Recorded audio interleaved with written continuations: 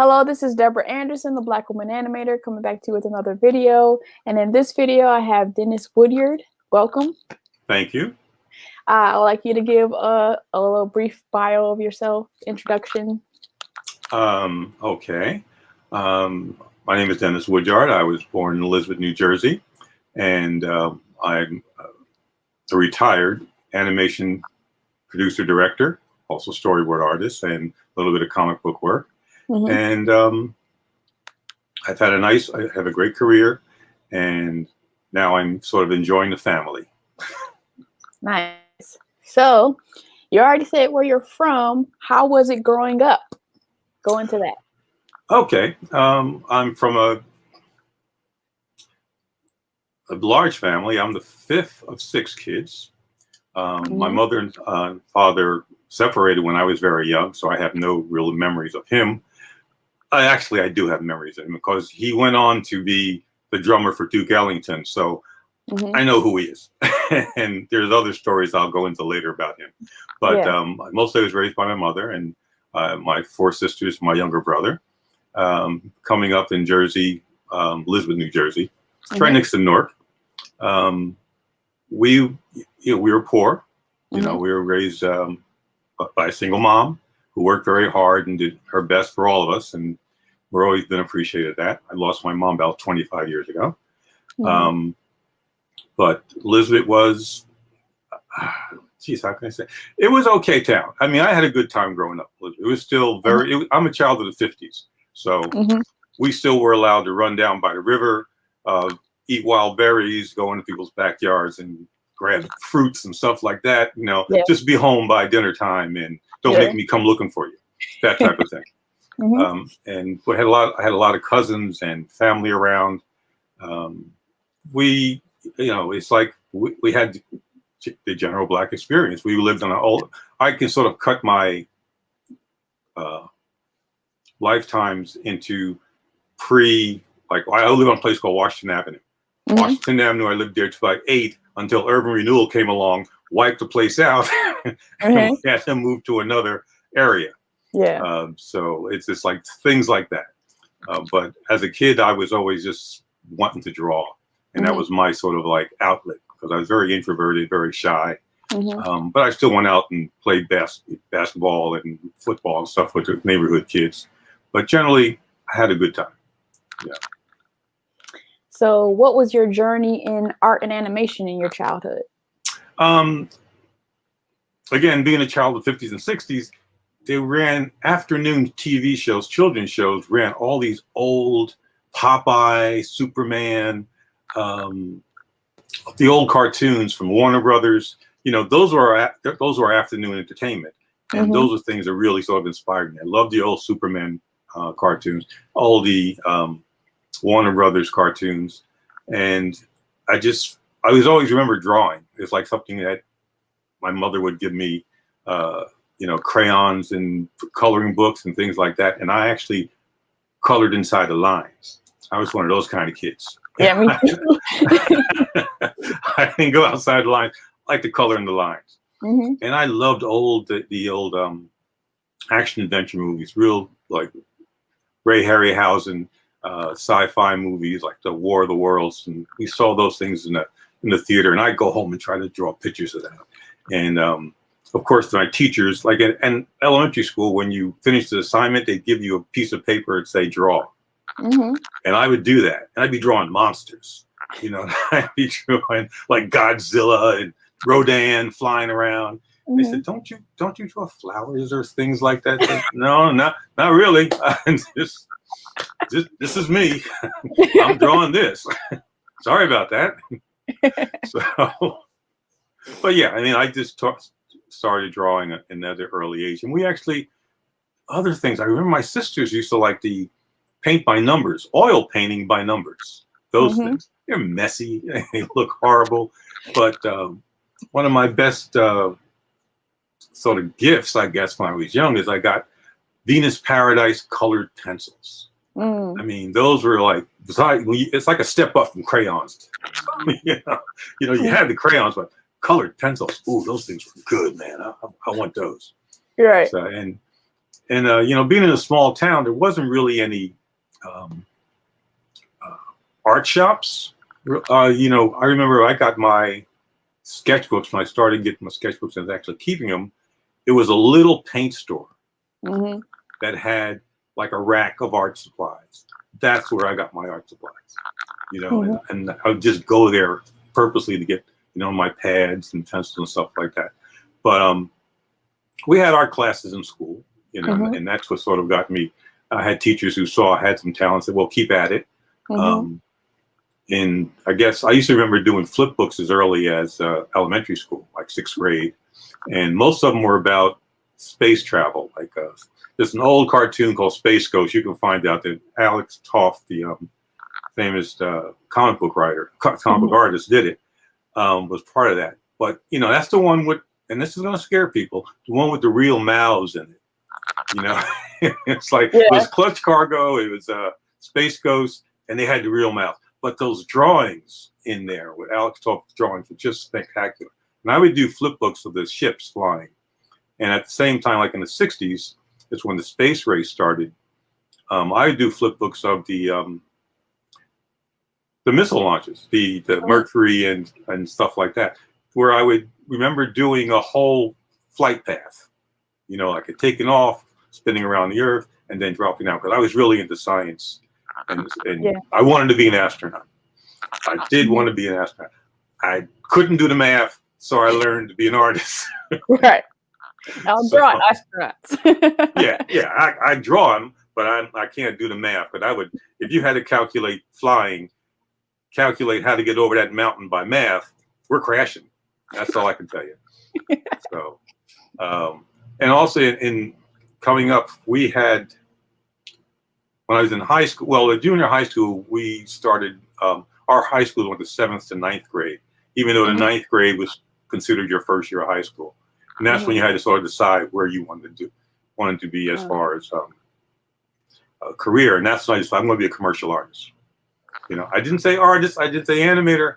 I want to be a commercial artist. And really, remembering back then, there wasn't too many books to tell you about that or what you can be. It was like a book would be like, be a commercial artist, and it'd be like a little paragraph inside about being a cartoonist or something like that. But I also discovered comic books about that time, and that became my main source of inspiration, especially, you know, Marvel comics were just starting with the superheroes. And I loved Jack Kirby. That was my man. You know, when he came out with the Fantastic Four and Spider-Man and Captain America and then Black Panther. I mean, that's the guy I still love. He was like the best, you know. So that was my sort of like impetus and inspiration to keep going. And if you go to my YouTube, you can actually see all that stuff, because I did a whole series of things I call Dime a Dozen videos. It's like all the ideas you had when you weren't employed by somebody, you know, but that you thought were $1 million, but, you know, they're only worth a dime a dozen now. So I catalog all that stuff. But in high school, and we had in Elizabeth, New Jersey, at the time, we had an all-boys high school, public high school. We had 3 high schools: public, Thomas Jefferson, all boys; Baton High School, all girls; and Edison High School, which was the vocational, where you went if you want to be a mechanic or hairdresser, something like that. But I had a couple of good teachers in high school who said, yeah, you definitely should go to art school. And so I applied to Pratt and actually got in. But before that, the counselor to me, and that's one of those things that a lot of Black people are going to recognize, my counselor said, no, you shouldn't apply there. You're not going to get in. And I did apply. I did get in, but I didn't go. I took a year off because I couldn't afford it. And I went and I worked for a year in a factory. It was a storage factory where I was a stock clerk for a year, which taught me what I didn't want to do. So the next year I applied to School of Visual Arts and was accepted. And I ended up going to School of Visual Arts. So, nice. Yeah. I had one of those jobs too. I was packaging peppers and tomatoes. And like you had to like, the peppers was as big as my hand, but they told you had to grab 2 of them and put them in a packet. I'm like, how am I supposed to do that? My hand is not big enough. Yeah, yeah. You had to, like, in the tomato section, you had to, like, tomatoes to see if they were soft. But after a while, all of them feel soft. So just like, I kind of accidentally on purpose got fired.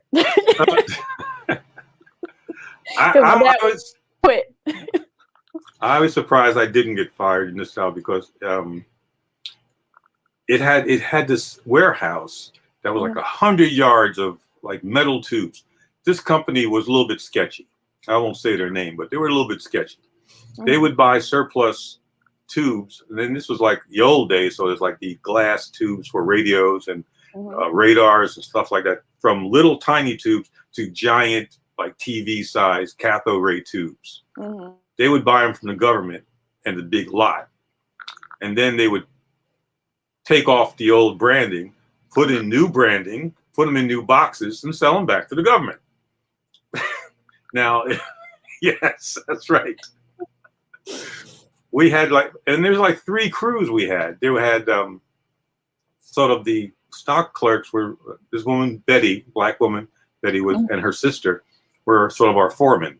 And we handled the stocks, getting the stocks for the orders. Then there was another crew that sort of cleaned up the tubes, and they were either Puerto Rican or Mexican, run by a woman named Tony, and they really, most of them didn't speak English. It's like, I said, something's going on here. You know? At my place, there was a lot of people, Mexican, and like they would, this is when I figured out how people don't know how to promote people, because they would promote the fast workers to managers. And so some of the fastest workers were the Mexican people. So on second shift, they would have people who can't speak English managing and walking around in like coats and stuff. I'm like, but they can't tell me what to do. So it just doesn't make any sense. So yeah. But I still have, as a going away present, when I told these people I was going to my coworkers, Betty and her sisters, that I was going away to art school, they were so happy. It was like, someone's getting out of here. That type of thing. And I still have the box the paint box that they gave me for my art supplies down in my basement somewhere. It's like a cherished thing. I mean, I'm not getting rid of that. You know, it's like these people saying, go off. We're happy for you. Come back and see us sometime. So that was fun. That was fun. So how did your mom feel about you wanting to be an artist? Was she supportive? Extremely, extremely. She, I almost did a famous artist correspondence course. I saw that, you know, in the back of the comic books, they'd have those things, draw this and send it to us. I did. And actually had a salesman come out and say, oh yeah, you should be doing this. You know, I still got that somewhere. And my mom said, do you really want to do this? It was like $600 or something like that, which was a lot of money that time for us. And I said, I thought about it. I said, no, Mom, you know I'm shy, and I know I need to be socialized. So I need to go to school. I need to be in a school. So I didn't do that. You know? But she said, well, he likes to draw. That's all I can tell you. Why is his son up at 12 o'clock at night? Because in the house, I really didn't have a room. You know, it's like being 4 girls. I was sleeping on the couch, sleeping on a pull-out couch most of my, teen years. And my time alone was to be at night drawing in the kitchen. But she got annoyed at because look, it's 90 degrees outside. You got this light on here. There's mosquitoes and stuff coming here. You got to go to bed. But that was my time to draw, be on my own. And but I would get up late. I mean, in the morning, get up late, and she would say to me, "I'm not cooking you breakfast. You're going to get up at 10, 12 o'clock in the morning. You making your own breakfast." So she taught me how to cook. I learned how to cook, and I'm pretty good at it. You know, I learned to cook. My sisters got me to cook. They washed my clothes for me and I cook breakfast for them. Nice. No, she was very supportive. She was very proud. Yeah, I did the one on TV where it was like you could draw the pirate or the turtle. Yeah. And it was called Art Instruction Schools. I did that one, and I guess it was like kind of like the alphabet, and they had like 26 lessons. Mm-hmm. I did 25 of them. And then I asked my dad later, like, why did you finish it? And he's like, I didn't know you didn't finish it. I was like, oops. Oh, okay. You let that slip. I was an adult, so can't do anything to me. But yeah. So like your father was Sam Woodyard. Like, what stories do you have about him? Oh, like I say, personally, he just left the family. Mm-hmm. He was a great musician, but not a good father. So Mm-hmm. I'm raised by my mother, and any good qualities that I portray is from my mother. Mm-hmm. But his mother and his father were still there in New Jersey when I lived there. So we were still in touch. I did resolve, or I don't know, come to terms with him as far as a father when he was dying of cancer in the 80s. And he lived in Paris. I got contacted through a couple of jazz people like, I forget his name right now. Dizzy Gillespie was a friend of his, and contacted our family and said, your father's sick overseas. So I went over there and saw him a year, while he was still sick and he was in the hospital. He recovered or went into remission for about a year, then died the next year. And then I went back to bring his ashes back from Paris, which is, people here, some friends here say, well, my wife's sister was living in Europe with her husband. She said, I just saw that Dennis's father died in Paris. What on the TV? Oh, okay. But yeah, so I'm proud of his connection. I tell my boys to be proud of that.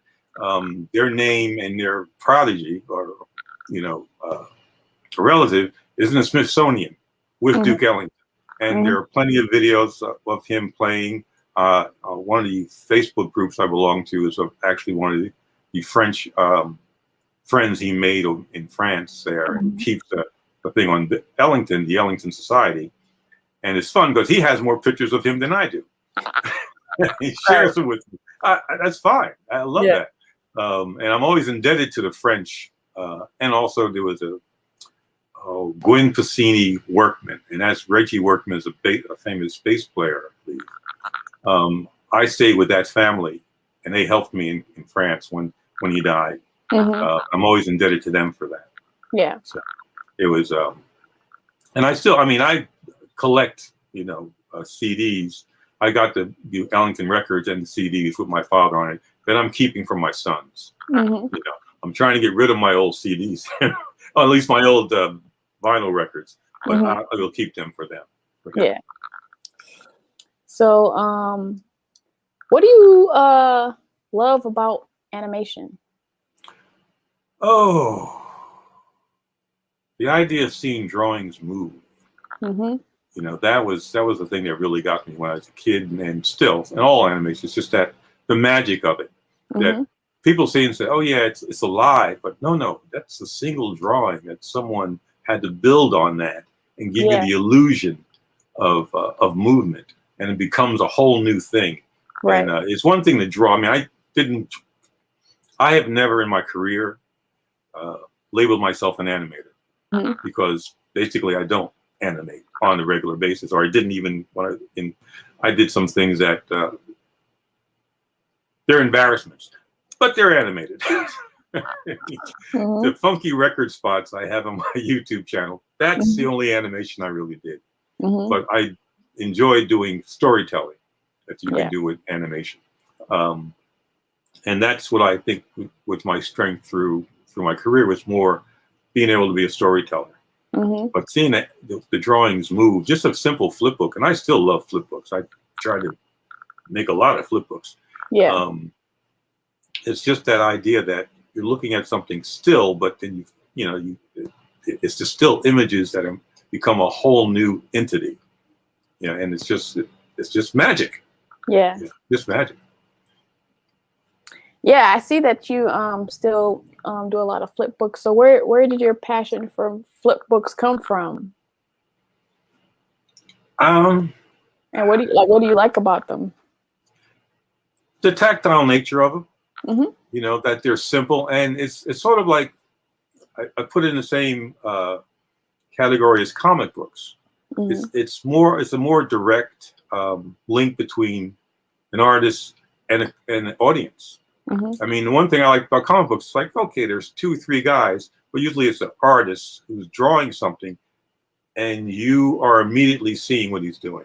Yeah. And the same thing with sort of flip books. They can be simple or they can be complex, but it involves audience participation.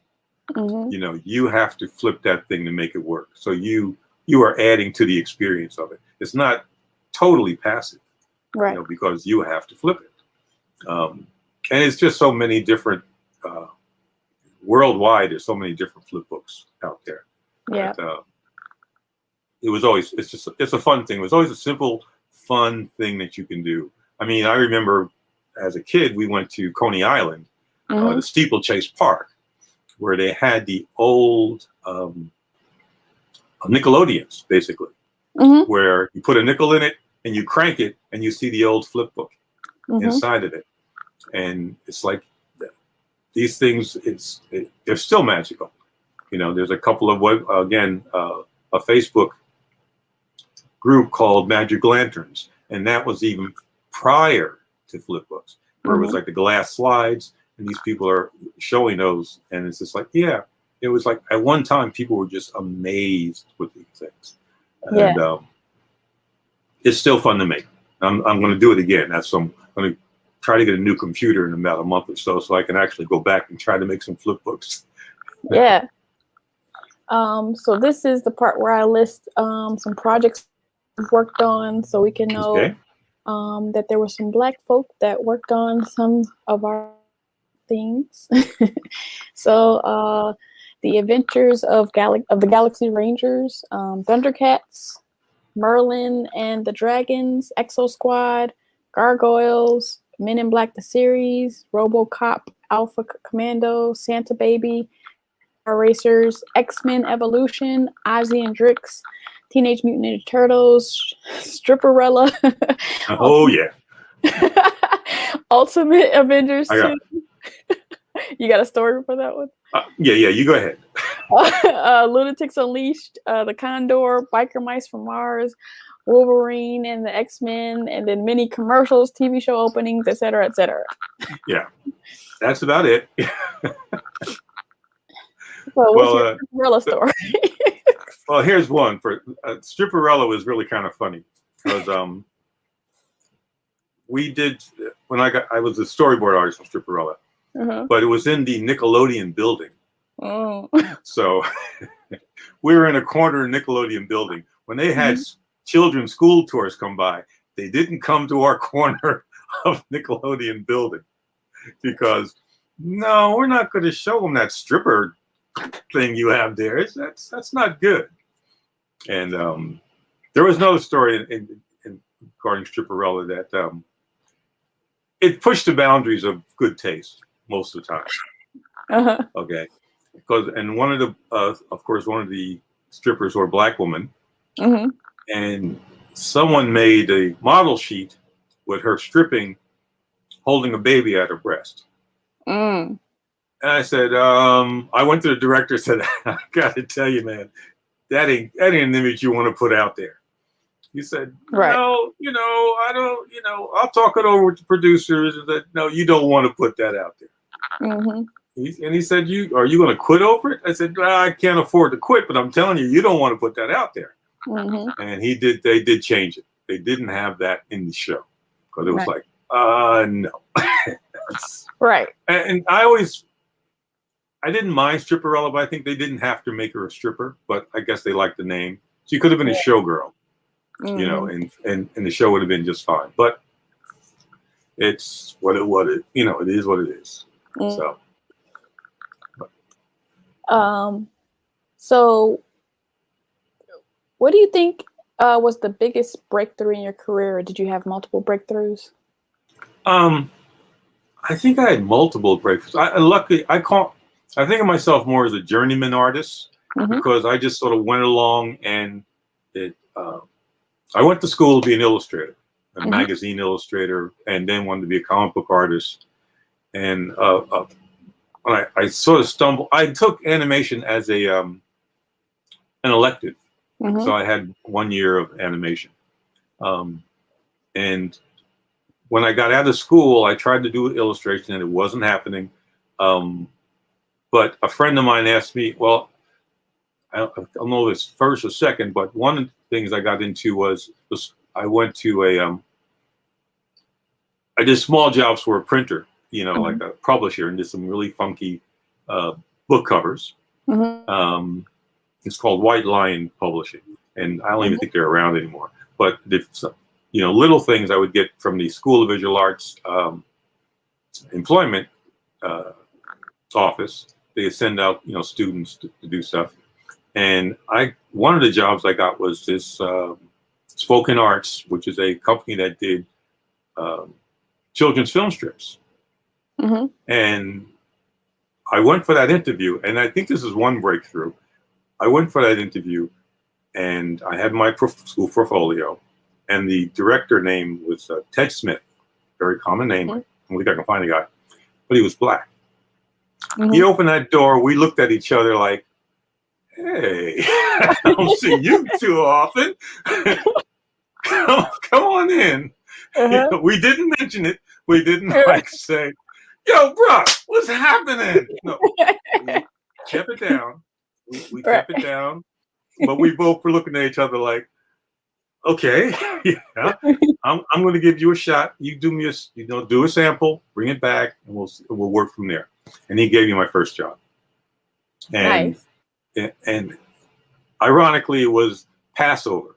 So I did this Jewish story of Passover. And I got them up there. You can see those on my YouTube channel, but it's like Egyptian story. I did 2 African folk tales, which I'm really proud of. Tom Thumb, which showed me what really was happening with those Hans Christian Andersen, or the Brothers Grimm stories. Oh yeah, they're grim. Those things are grim. Right. I mean, okay.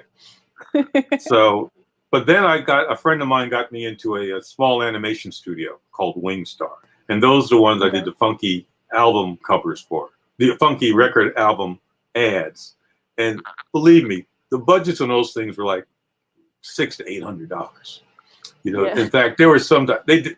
I could see mistakes in there because they were too cheap to do retakes. So it's like, hey, why is that? Oh, that's Flash, and they didn't edit. That's like back then, video hadn't come in yet, so it was still cutting a slice of film, and they didn't want to pay for that. Right. So those mistakes are in there. You know, they're fine, but those are fun. I mean, I was just left with.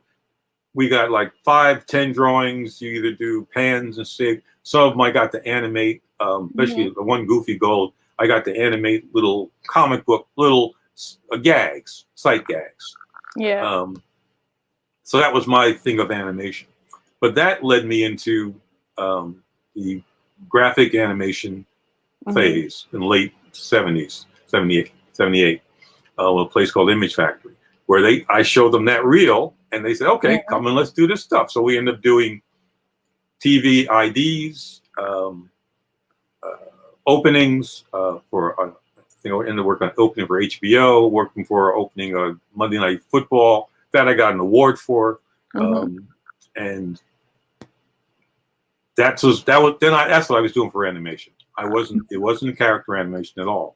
And I didn't get into character animation until later. In New York City, with most of the animations were small, really small shops, you know, who worked for either large advertising agencies. There wasn't, and character animation was almost unheard of. I think in the late 70s, early 80s, I think the only one that came through there was Raggedy Ann and Andy feature.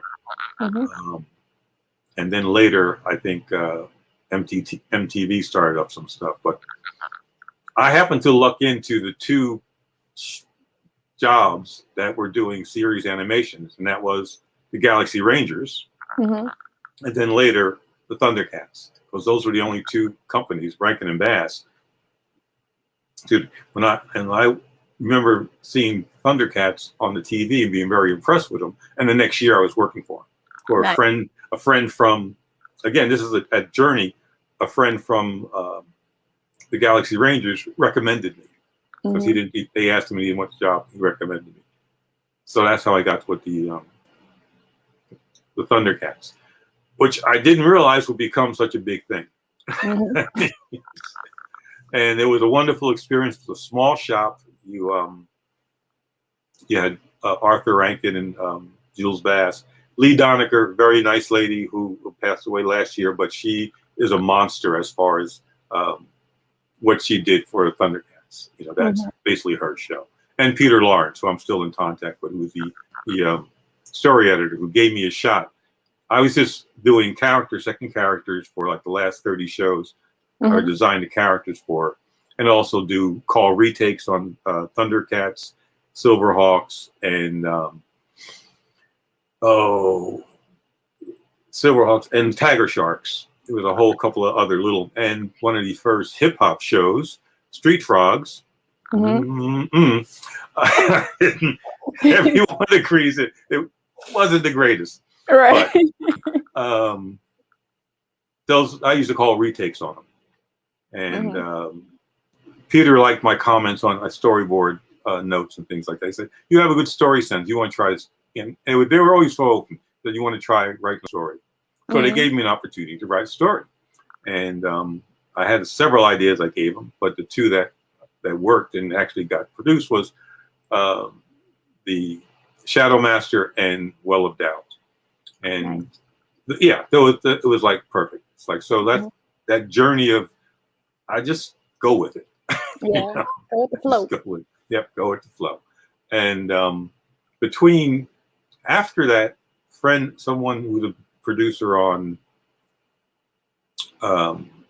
Galaxy Rangers brought me on to do the Merlin and Dragons, which is a half-hour TV show special. I think it was actually premiered on Reading Rainbow. But I'm very proud of that. I mean, I did I storyboarded the whole thing. And I also got to go to Shanghai with it. And the producer didn't know what he was doing, because we went to Shanghai and he didn't have exposure sheets.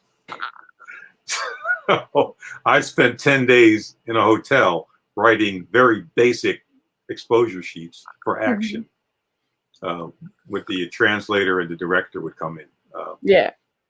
And it was like, and we go visit the studio. And it's like, man, I told you needed exposure sheets when we did this.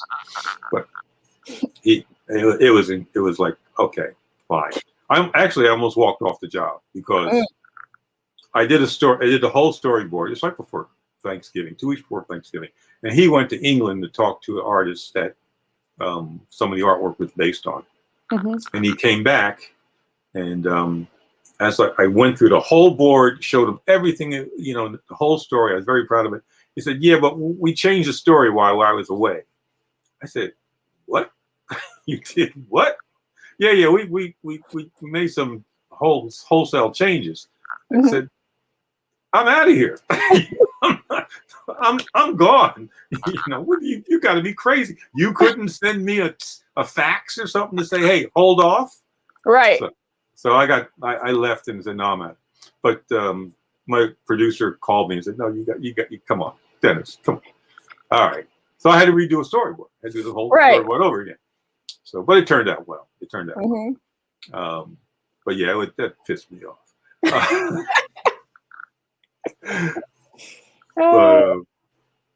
So yeah, I just said it's like one thing that leads to another, but they all end up being, when you look back on it, and thank you for asking me to be here. I mean, I just sort of like look back and say, yeah, those are pretty milestone things there. Yeah.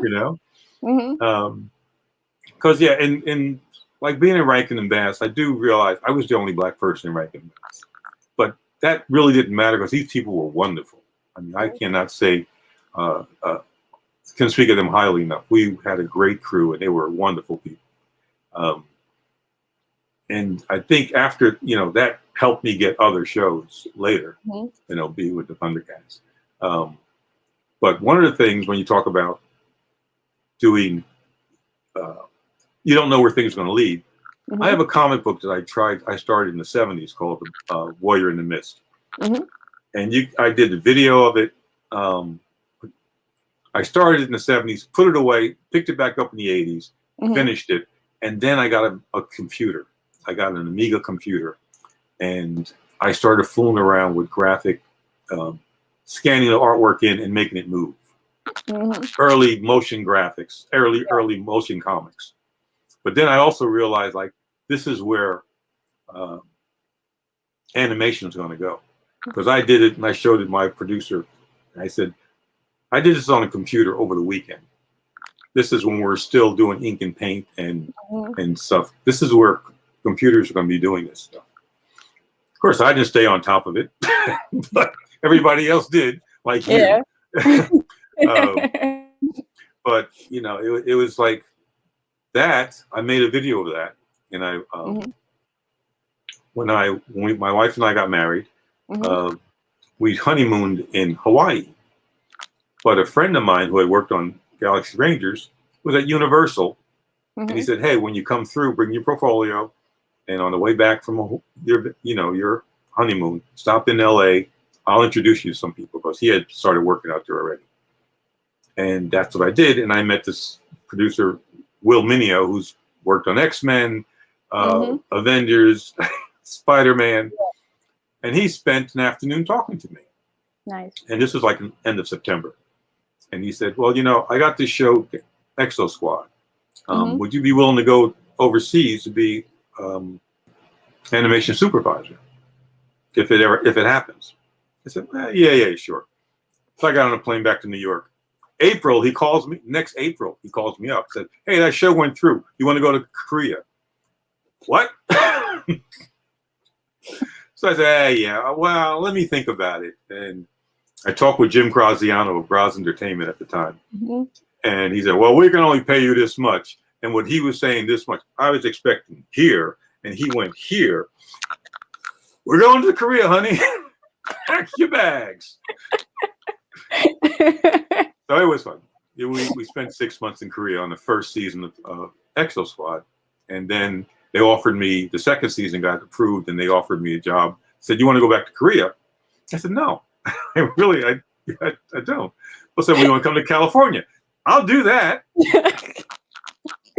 So I left my cheap 97th Street apartment in New York and headed off to California. And that's how I got there. And we got our apartment in California 3 days before the Northridge earthquake. The whole place was devastated. We were lucky we had an apartment, because everyone was scrambling after that. But it was like, whoa. So this is what earthquakes are like. Right. So. So speaking of your wife, something cool that I saw was that you guys had party favor Flipbooks at your wedding. Yes, she did that. Nice. Yeah. She was an animator. That's how we met, actually. We met at an animation company called Doros Animation, one of the small places where I did some of the work there. And she also had a little film in a festival in New York City back then too. But she whipped it out, and I said, okay, honey, I can get this printed. That was our party favorite. Yeah, see, Flipbooks again. You gotta go what you want to know. Yeah, nice. And also, I lived 2 years in Korea. So, like, what did you like about your time in Korea? What I liked, I actually had met some good friends in Korea who I'm still in touch with. And also my translator, I'm still in touch with. I liked when you go someplace and you are so far removed, I can't read the language. I learned to say hello and goodbye. That was it. I got laughed at when I used chopsticks. The girls actually, the translators actually said to me, her name's Miss Kim, and she would say, you use that like a baby. Hey, the food gets to my mouth, hon. What can I say? Right. That was it. But I enjoyed it. I mean, it was nice being. You found the things that were universal in everybody to relate to. That's what you really needed to do. There was ACOM, the company. They moved while I was there from a place I was in town to a place on the outskirts of town. So I had to take a cab every day. When we first got there, we lived in a hotel, and I could walk to work. You know, and I just every morning I'd see the same people in front of their shops and stuff, and they'd wave, and I'd wave to them. And you know, we got the regular little places where we ate. But then we moved into, again, this serendipity. Lisa's mother was remarried, and her husband, his daughter, was staying in Korea. They worked on the air base. They worked on the army base at Korea. Her husband was a flyer.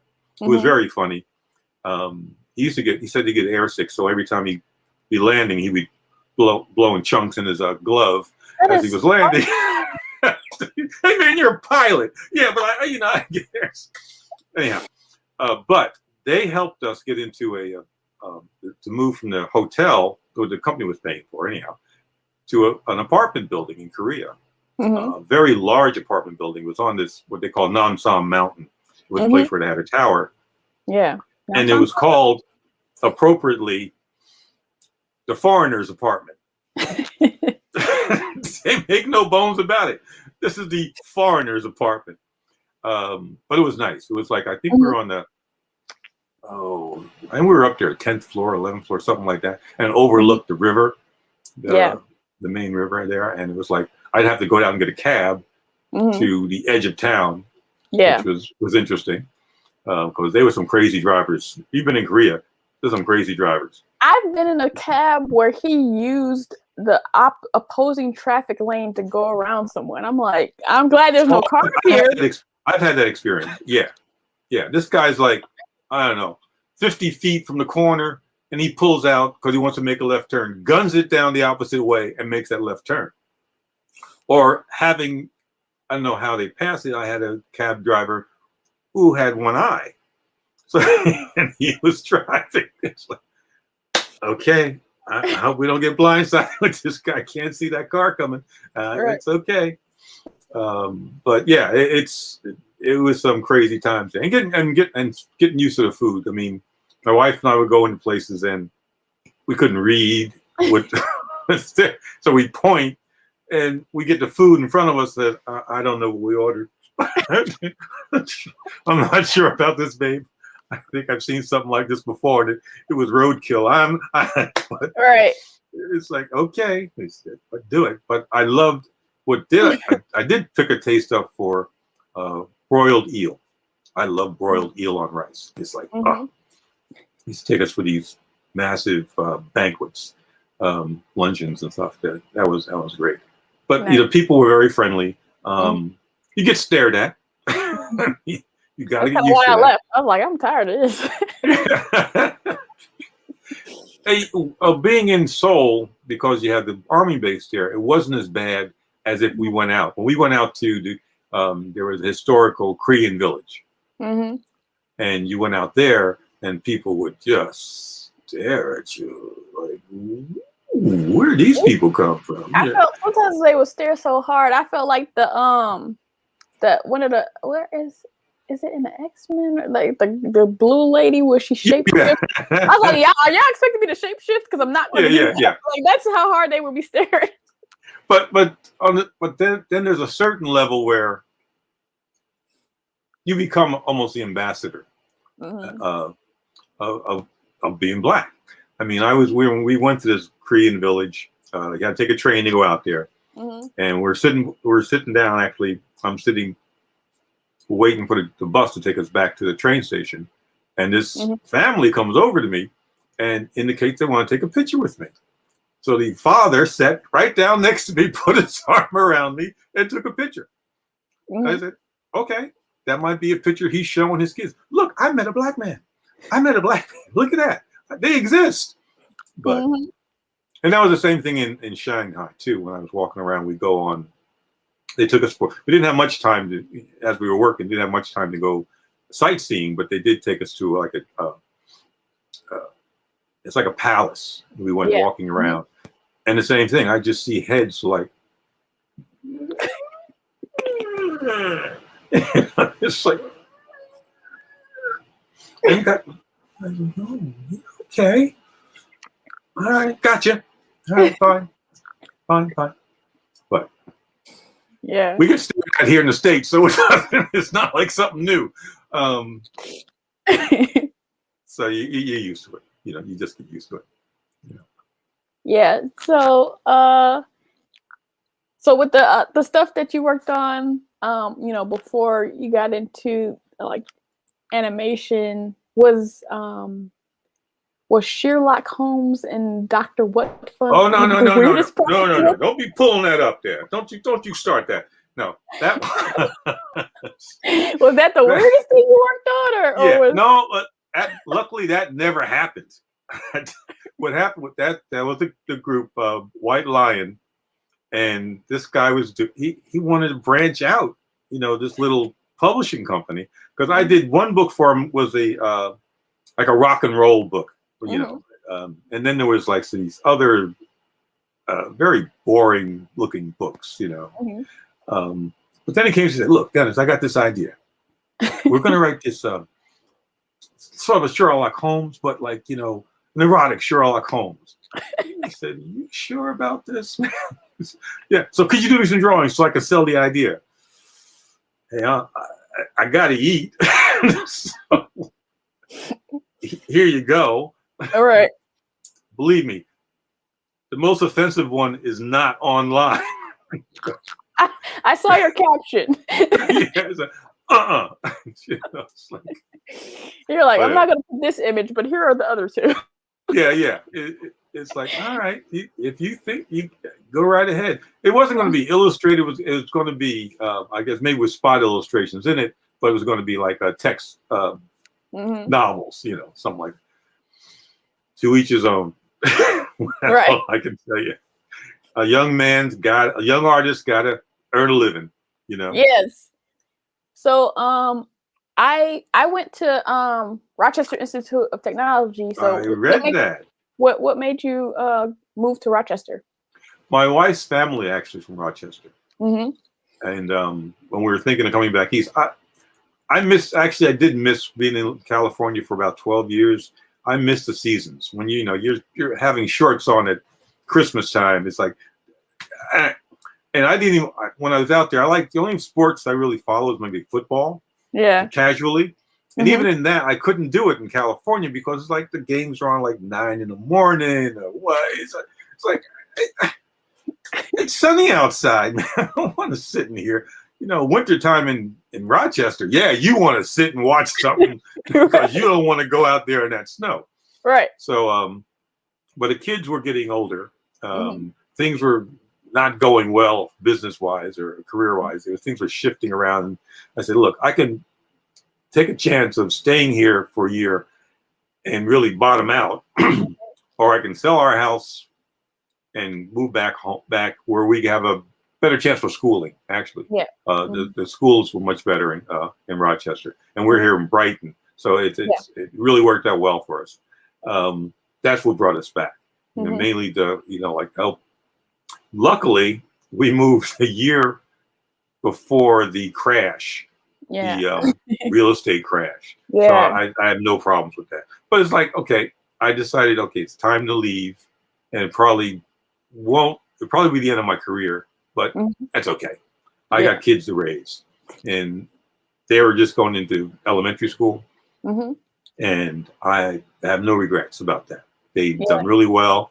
They both graduated. One's doing graduate work at U of R, the University of Rochester. The other one graduated Buffalo, from the University of Buffalo, and they both got jobs this week. I'm a happy man.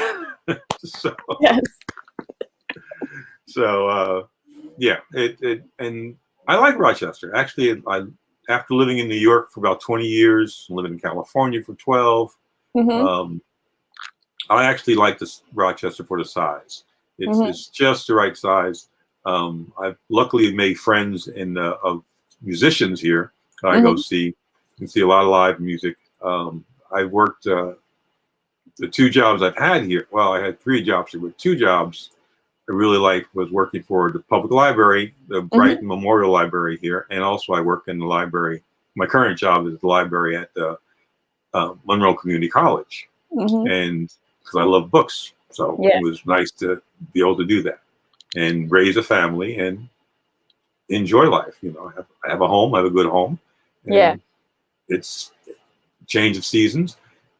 We did get hit a couple of times with some heavy snows. One winter was really brutal. It was like, I guess 5 years ago. If you're going to get anything, you're going to get snow in Rochester. I remember when I visited before I went to RIT, I visited in May, it was snow outside. Well, we just had snow 2 days ago. It just melted 2 days ago. All right. And they say we may have another, I think. But yeah, it can be brutal. And then it gets really hot in the summer, which is usually when I left. But I remember I stayed one summer, like a little bit, like a week or 2 after school. I was like, woo, I'm glad to leave. Yeah. It's nice. It's good. It's good. I mean, there's plenty of, you know, you've lived here. There's the parks that you can go to. Rochester's really into arts and music. Yeah. The city had a lot of problems, and hopefully they rectify some of that. But as for culture, Rochester's pretty good. I mean, as far as you're a medium-sized city, so it's nice being here. I haven't exported as much as I should have because I'm lazy, but that's besides the point. Yeah, like I understood when I was in college. I'm like, yep, this is a great city to raise a family. Graduate, I'll live under a bridge before I stay here, because when you go to RIT, it's like you look up 15 years later, stuck in Rochester. So I was like, I need to spend my young years somewhere else. Yeah, yes, I would agree. I think my sons will probably do that too. It's like, all right, I know I can come back, but let me go out and have some fun, you know? Right. Or find a way to make it here, you know, and take advantage of what the place has to offer. But no, it's fine. So can you talk about Jazzy Birthday and why you started doing that? Oh, I've been slack with that. I want to make that be a monthly thing. I wrote that song or the music to that song back in the 80s. You know, when I had a period of where I did, you know, I was a friend of mine, Richard Maselli, and my friend Rodney Means. We were a garage band that didn't have a garage, and we weren't really a band, but we were friends who just enjoyed doing stuff together.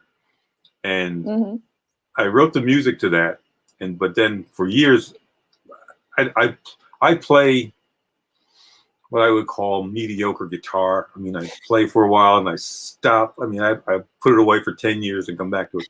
But I kept all the music and the lyrics and stuff. And I wrote that lyric on a birthday like 5 years ago, something like that. So I said, I like this tune. No one else is going to like it, but that's why we have YouTube. Who cares?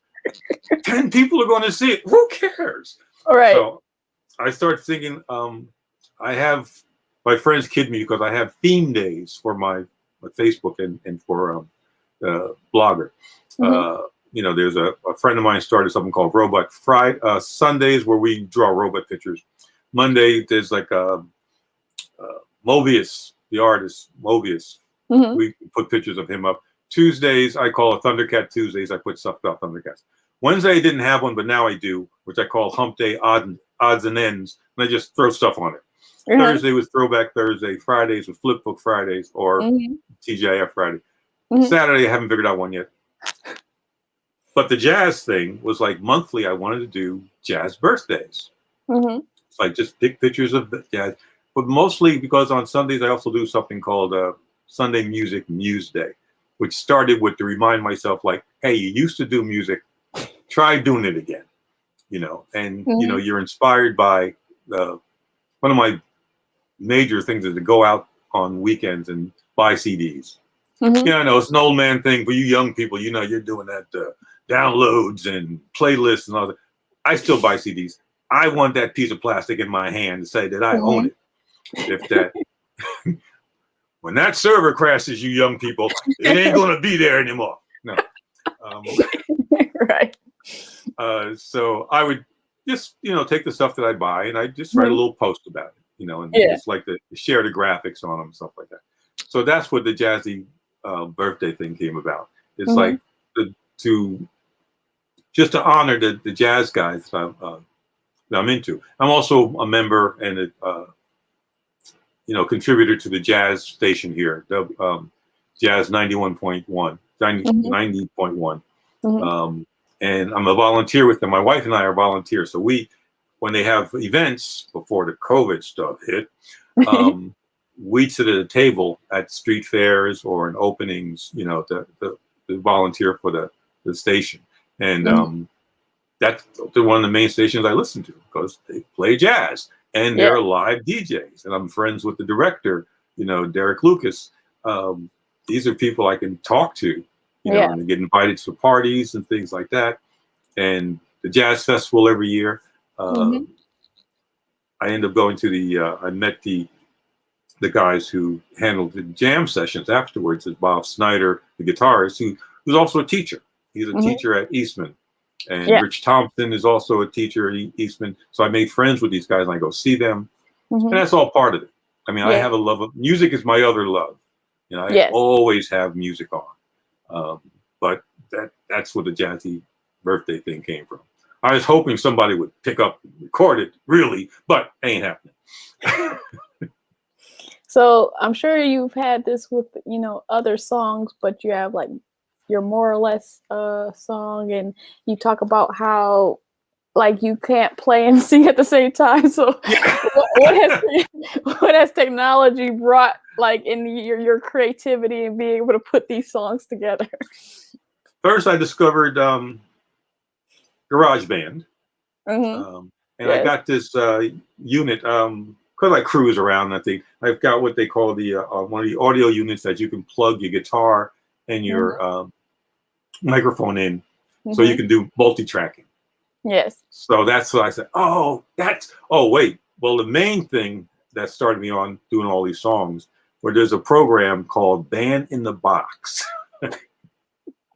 It's like an animation program, basically, but it's a music program where all you have to do is put the chord symbols, the chord names, and it will make a background track for you. Nice. So all those videos that I have was made with Band in the Box. It's like instead of trying to play all the parts yourself, you just have to put the guitar chords in the right spots, hopefully, and it will generate a background, a bass, a drummer, a piano player, a vibes player, anything.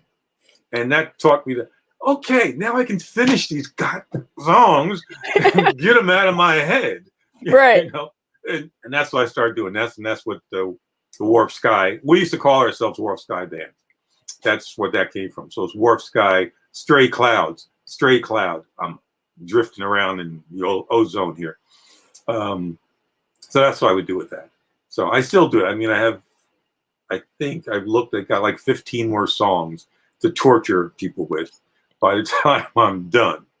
But a lot of this, I got to say, most of the things I put on YouTube and on my blog is more like an archive for my kids. It's an archive for my kids. So they don't have to go through all the random papers I have here in the basement and say, what the hell is this? Right. It's online, kids. You don't have to worry. Now you can throw them away. Yeah. So it's like that sort of thing. So. Nice. So what do you love about music, and what are your favorite kinds of music? I mostly like instrumental music, and mostly jazz. But I started with listening to, of course, being a black person, you grow up in the 50s and 60s, you grow up with Motown. Stevie Wonder and I are the same age. So I remember hearing him when I was 12, But my sisters were really into Motown, and of course, someone's going to shoot me for this, but the Supremes, I know they're great. I hate them because my sisters would buy the record and a 45 on a scratchy little portable, and they play that thing to death. You know, till my ears were bleeding. You know, when I hear "Baby, Baby," I want to but that's all right. But then I got into rock and roll, mostly the groups like Cream, and then Jimi Hendrix especially. Jimi Hendrix, like, it's a black man playing rock and roll. I gotta check this guy out. And he had a name with an X on the end, like Malcolm X. You know, so he's got to be cool, right? so that and Sly and the Family Stone. I got into rock music, so that was more rock music. But what it taught me though was how the influences of black culture is all through that. I mean, when you talk about, one of my favorite groups was Cream. That's the other one of the first albums I bought was Cream's Wheels of Fire. You know, with Ginger Baker, Eric Clapton, and Jack Bruce. Their music was music of Robert Johnson, the famous black blues player from the 30s, 20s, and 30s. Right. And I said, well, I got to check into that sort of stuff, you know, and that's what you learn. And then years later, I found out that Ginger Baker, the drummer, was influenced by my father. He lists my father as one of his influences. I said, well, there's full circle. I got that. That's good. That's good. But music, I mean, and again, I like mostly instrumental music because it allows me to do other things while I'm listening. And there is some music that it can grab you, and then for one reason, but then you go back to it years later and you find something else in there, you know. And like Miles Davis, I came into Miles in his electric period. Only years later, and I go back and check out his acoustic period. But from Miles Davis, Bitches Brew ended up being like an explosion of groups that I end up following. John McLaughlin with Mahavishnu Orchestra. You had Tony Williams with Tony Williams Lifetime.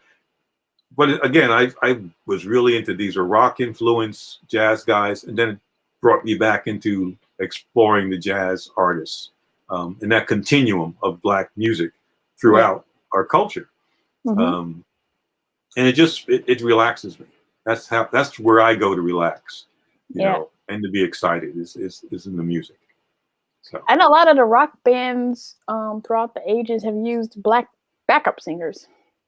Yeah. Well, and music is a unifier. I mean, and it always has been. I like people like Elvis Presley, who's not a big fan of Elvis Presley, but You Ain't Nothing But a Hound Dog was Big Mama Thornton from the 50s. I mean, it's there, you know. If people will look, it's like that's the whole melting pot thing. Yeah, it's like those are a lot of music venues and music culture is what helps break down barriers between people, because people who tried to say, you know, you should be separated. No, I want to go see that. I want to go see that famous guy sing. I want to see Ray Charles. You know, you know. Then people come together. You know. Yeah. So, what kinds of projects are you working on with Dragonfly Entertainment? Well, it's a little bit off and on. It's a little dormant right now, but I try to at least put drawings or collect my stuff and put on my YouTube of projects either I've done or I know they're half finished in some way that help me get motivated to actually sit down and draw again. And I can go for months without drawing. I said, that's not really right. At least in October, I do that, what they call the Inktober thing, where they do a daily prompt. So I make sure I do that at least. But, you know, I'm a family man. I work full time still. I can't sequester myself when I come home, you know, to, you know, just totally say, hey, family, go away. Right. I'd be knocked in my head so fast, make your head spin. But no, I hope to, you know, get back to some of the projects that I have and just expand on them again. Like I said, I want to get back. When I was doing all the Flipbooks, I came up with a flipbook format that I really want to explore more, which is uses comic book pages and then uses the flipbooks to advance the story. So I still think that print material has a place, and it's like archival, actually. Again, it's that whole thing. It's like, I know people drawing on tablets and everyone likes the digital crap, but if there's a power outage, you in trouble. Because you don't have a piece of paper in your hand with a pencil. Right. But no, that's my old grumpy old man thing. Don't worry about it. Yeah, I wonder how you feel on they don't like young people don't just because they don't know cursive. I hear those memes that say that. Yeah, that's going to be the old people's code. Just write out stuff in cursive. These kids won't know what's going on. Yeah, they aren't taught it. But some of that, I can see what I just don't. I have some friends who really get into that old. You remember so and so, and what's that TV show? Hey, cut it out. Get off my lawn. Yeah, exactly. I love to do that. But working at a college, every year at the beginning of the school year, there is a memo that goes out through one of the agencies, faculty agencies. And it basically tells this faculty to remember that don't be using 20-year-old method references because your kids are 20-year-old. They don't know what you're talking about. It's like, you got to stay current. You can't, it's like, in my day, we used to, no. That's really why I'm really appreciative of you just asking me on, because I feel like, wait a minute, I'm giving you ancient history. It's just like half these people weren't born when I'm talking about this stuff. But it's fun to share. It's fun to share. Yeah. So I know you mentioned like advocating on Stripperella for not having the Black woman with the baby. Are there any like stories around your Blackness being in your career, whether it was when you're animation, but before in your career? Like, did it affect anything, or did you have to advocate in any times? I gotta say, I've been pretty fortunate that people I've dealt with haven't been overtly racist. I mean, there can be people who slipped, or didn't know they were being racist. I mean, I had there was a coworker at Warner Brothers. We had and look back, it's kind of funny because we had a receptionist, the Black receptionist at the door, who was kind of funny. She would be a cartoon character, and her name was Thelma. And Thelma would have to call people to take the phone and stuff like that. You got a call on one, and Thelma would forget to turn the microphone off, and she'd be talking. Yeah, I'm going to have some for lunch. I think I'm going to go over there and have it. And people would say, tell her to turn off that phone. But I had one of the guys, I think he was Scottish. And he just inadvertently, he said, I don't know, she gets on my nerves. She's jabbering like a Aunt Jemima up there. And I said, oh, let me talk to you a second. Right. Let me say, look, you don't want to say that. Okay, but what? No, that comes off as racist. And he said, "Oh my God!" Yeah, I know. It seems, just don't say it again. Okay, it's between you and I. Don't say it again. Right. That type of thing. Then there was another time where I had two artists who just got under each other's skin. One guy was Asian, one guy was young Black, and they got under each other's skin. Storyboard artists. And I got pulled aside by a friend, Shannon Denton, and he was working on a project. And he said to me, these guys were fighting last night and just about getting ready to beat each other up. I said, well, I called him in. I said, so I heard from another, I didn't say to Shannon, I said, I heard from another person from another show that you guys were yelling at each other and actually getting ready to get fisticuffs. What's going on? And a young Black guy was saying, well, he was insulting Michael Jackson. I said, well, you gotta be kidding me. Are you friends with Michael Jackson? Is he paying you? No, but he was dissing Michael Jackson. And I said, get out of my office, both of you. If I hear any of this crap again, I'll kick you off the show. Just move. Just go. But luckily, I mean, I got to say, I can't say I had any overt racial tensions in my career. And we had some on the street. My wife being white, we walk on the street and you would hear things. Says, oh, well, that's normal. It's America. That's normal. But no, I mean, I luckily have a really wide, diverse group of friends from different backgrounds, and it's always been like people are people. Again, to walk through life and try to find a common ground that make you human. Yeah. That's the thing. You know, my kids are biracial, but I tell them you're going to receive. I mean, I have to have to talk with them, and my wife has to talk with them. Say, look, you're biracial. You can identify whatever you want because you know you're human beings. That's all I want you to be is good human beings. You know, you're going to be perceived as black. I'm telling you that right now. So get used to that. But you are who you want to be, and just be a good person. So we leave it at that. Yeah. I feel like sometimes like older people don't understand mixed people like deciding to identify as mixed or biracial because you know you're going to be viewed as black, but there's this like liberty, like as long as you have the understanding that you're going to be perceived as black, you still can identify as both of your parts. And so because there's on Facebook there's the it's called The Loving Generation or something. It was like a 4-part series about mixed people. Right. And so, and even in that group of people, some people identified as mixed, some people identified as black. It's like, it's not one size fits all. So, yeah. Yeah. And it's people should be people being people. Now you're going to disagree with some people just on general principle that they're assholes, but that's just going to be the way it is. Right. And you do have to speak up for yourself. But and I guess that's one of the reasons I gravitated to our art career. Is like I want that to be the focus. You know, it's like I mean, there's a lot of artists I like. I don't even know what they are. You know, I know their names or might see their names, but I don't care. You know, I'm looking at the art and saying, whatever they're doing is moving me because they're an artist. Right.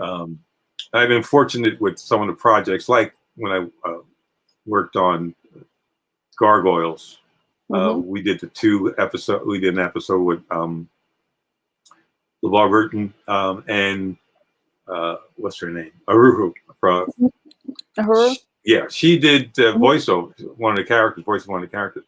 But again, I was able to incorporate. It was what we called our world tour that second season, and it was an African folktale at the beginning that I was able to art direct for, and that was fun. And like I said, the film strips, there was the 2 African folktales. It was fun, and working on Ozzy and Drix with Ron Myrick. You know, we worked together. I was first season. I was a storyboard correction person. And the second season, he tapped me as an animation director, storyboard director. And that's the season we got nominated for an Emmy. So I'm always indebted to him for that. And a little side note is that this Thundercats, now they're thinking about making a Thundercats movie. Ron and I were in a meeting to actually do a Thundercats show at Warner Brothers, but it never came about. But another artist who was actually pushing for that was this guy, Qui-Gon DeSantis, who did, he was worked on Justice League, but he was really into, I'm actually going to post that on Tuesday. This coming Tuesday on Thundercats Tuesday. I'll post that, his drawings that he did. And he was a very nice guy. We talked together while I was there at Warner Brothers. And I gave him one of the original Thundercat cells because I thought he was doing was really good. But yeah, this it's nice to see so many new Black properties out there and artists out there who are just doing it, and especially with the advent of the Black Panther movie. I sat in the theater in Brighton. Okay, in Brighton. In the middle of the day, my wife and I are there, and I'm looking around, and maybe there are 2 Black people other than me in that theater, and they were middle class, older people there, and they were enjoying the movie to no end. So it's like I said, well, we have come a long way. Yeah. Being a child of the 50s, I lived through the 60s, the turbulent 60s, where there were, the civil rights violence was happening all through then, and assassinations and. But there is, even in these dark times, we've come a long way, and people are actually starting to realize that there is more to us as a nation if we work together and we actually use the diversity that we have as a strength and not try to bludgeon ourselves with it, that type of thing. Yeah. So last question, if someone was producing a documentary about you, what things would you want them to highlight outside of your work in animation?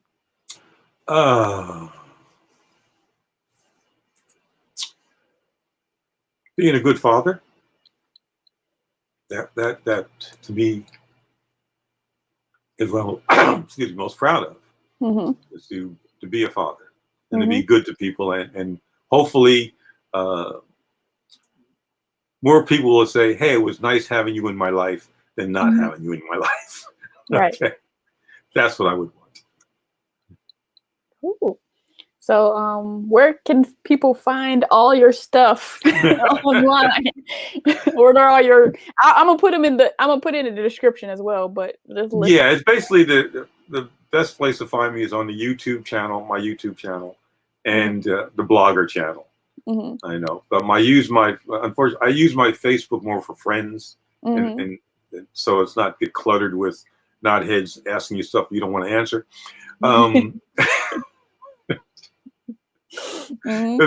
There is a part of me that's still much more introvert. So those 2 things, and my website, which I keep working on because the old one's still there, but I'm trying to switch it over to Squarespace and expand all the stuff in one place. But usually the YouTube would be the best place. All right. So I would like to thank you for coming on my platform. Thank you for letting me highlight you. I appreciate it. Thank you. I really appreciate this opportunity to talk to you. And to everyone out there, I want you to like so I know it's real, comment and tell me how you feel, subscribe to Seal the Deal, and sign up for post notifications to show your zeal. And I'll see you in the next video. Peace. Peace.